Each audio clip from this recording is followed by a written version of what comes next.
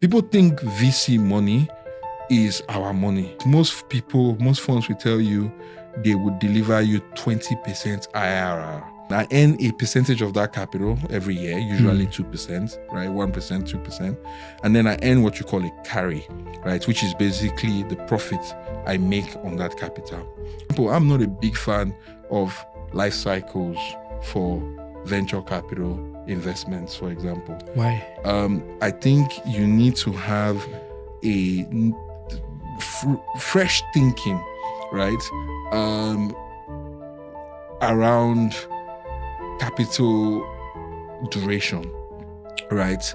Like, for example, I would think the way the ecosystem is structured, we probably need more permanent capital vehicles, right? That are able to build bolt-on businesses and do an IPO of those businesses and return dividend and income distribution to investors. Yeah. People think VC money is our money. Yeah, I think you need to explain that part so people understand the concept. Can we take it back to how the business works? Yeah. The monies you invest in startups. Yeah. Where does it come from? Yeah. How do you get that capital? Yeah. How do you distribute the capital and all that? Yeah. People have different business models, but I will try and summarize in a generalized way. Yeah. Right. So most VC exists within what they call a GP-LP structure. Okay. Right. So the GP is usually the founder. So in this case will be me. Right. I think there's a huge opportunity in Africa. I think there's a huge opportunity in Nigeria. Right. I go to asset allocators. These asset allocators are either the development finance institutions like the DPIs of this world, or the Afrexim's of this world, or AFDB. university AFDBs of this world, or the university endowments, so Harvard endowments, or rich people, family offices. You can go to Dangote's family office, or you can go to, and you say, I think there's a huge opportunity here, right? I need capital to be able to take advantage of this opportunity, and I will promise you a return on that capital over typically is around a 7-year. I have a problem with the structure, but we can come to that. Yeah. But within the context of Africa, is usually most funds will be like a 5-year, 7-year period, and the expectation is that you then basically when they then agree. Usually, as a GP, you have like 5% of your money, in some cases higher, in the fund, right? And then everybody else invests as a limited partner. They're just capital providers. Okay. They put that capital into a pool, but you have promised them a return. Because if you don't achieve those returns, what happens is that you can't raise your next fund, right? So your own very business survival, right, is predicated on your ability to deploy that capital effectively and earn a decent economic return. Yeah. I'll put things in context. Most funds will tell you they would deliver you 20% IRR, right?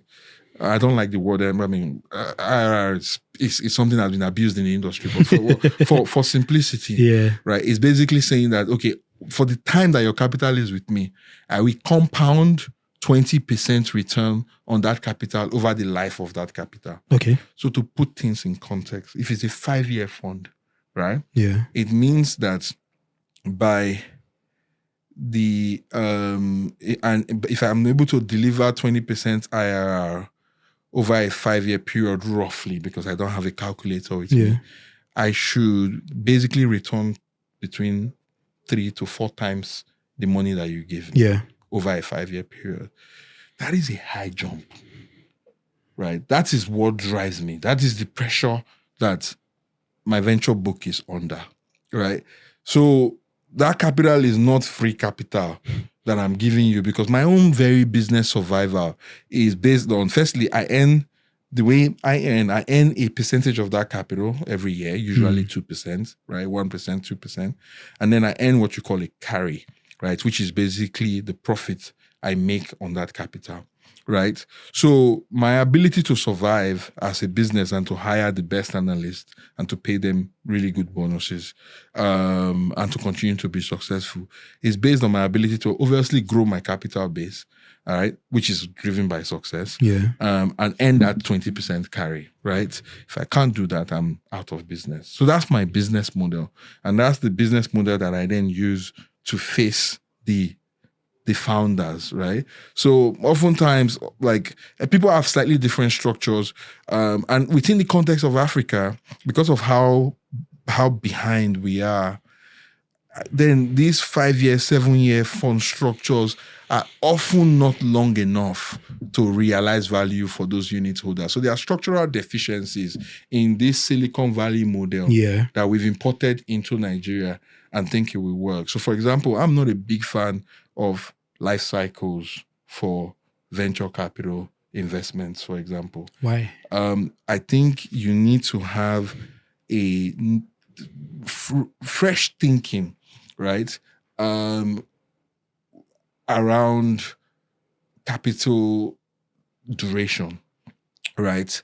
Like for example, I would think the way the ecosystem is structured, we probably need more permanent capital vehicles, right? That are able to build bolt-on businesses and do an IPO of those businesses and return dividend and income distribution to investors. Yeah. The challenge with cash distribution or closed-end 5-year funds, right? Is that, for me, is it that you increase the length of time of those funds, right? Or you make it permanent, right? But people permanent? Yes. Okay. But you earn money from the growth in the market perception of the net asset value of those vehicles, right? So it's not like you don't return the capital. You return the capital, but just the way a company on the stock exchange behaves. Yeah, true. A company, GT Bank is a permanent capital vehicle that invests in banking assets, basically. True. Right? So you make your money from the dividend and the capital appreciation in GT Bank. Yeah. I think startup ecosystem within the context of Africa may need to think about structures like that. And the reason why is, number one, is I spoke to the concept of smaller markets, right? So your exit opportunities are not these $1 billion opportunities that people think. But there's nothing wrong with investing at $2 million and selling at $50 million. You might not be able to do all of that within a fund. Number two, because of how early you are starting this thing, it takes a lot more time for businesses to achieve scale, right? And then you are put under a lot of pressure, right, to achieve that scale very quickly. That's when you move fast and break things when you shouldn't really be doing that, right? So obviously the VC capital model for Silicon Valley has worked magic in the United States. But we have to remember that United States also sits on top an infrastructure that is way more advanced than we have, right? So for example, think about an Amazon. Amazon exists because of US Post. If you didn't have the US Post infrastructure, you won't have Amazon today. And Amazon equivalent in Africa would need to build that infrastructure. You can't build that infrastructure in 7 years. So that's the difference. Yeah, true. Right. So if you now think that, Jumia is not scaling as fast as it cannot. Firstly, I have to cover a much wider geography, right? I'm dealing with last mile infrastructure that doesn't exist. I don't even know where people stay, if where they stay is the right place. I'm just using e-commerce as an example. Yeah. So that model won't work, right? It cannot work. So if I go and then invest in a Jumia or an Amazon-like company within the context of a VC fund, now long thing be that. So